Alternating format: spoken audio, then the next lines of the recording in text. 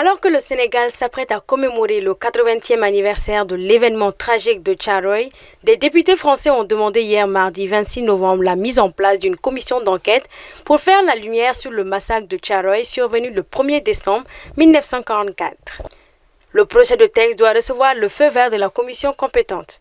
Une fois abouti, les travaux commenceront d'ici mars 2025 et les 30 députés de la commission pourraient convoquer et auditionner des descendants de victimes du massacre de Thiaroye, des historiens et des membres du service historique de la défense française, précisent les médias du pays. Il n'y a ni la pression ni la précipitation.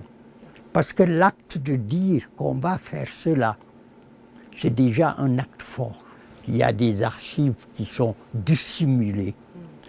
Nous demandons que cette volonté de dissimulation depuis 1944 soit levée.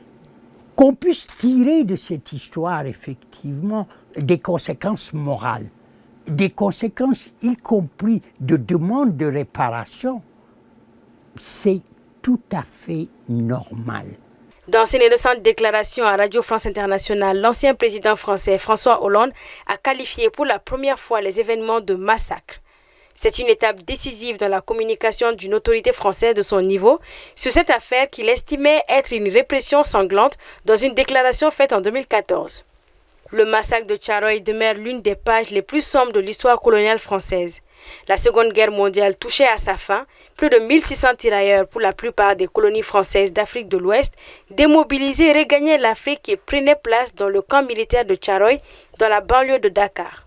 Ils réclament le paiement de leurs primes, arriérés de soldes et indemnités de combat, refusant de rentrer chez eux sans être payés.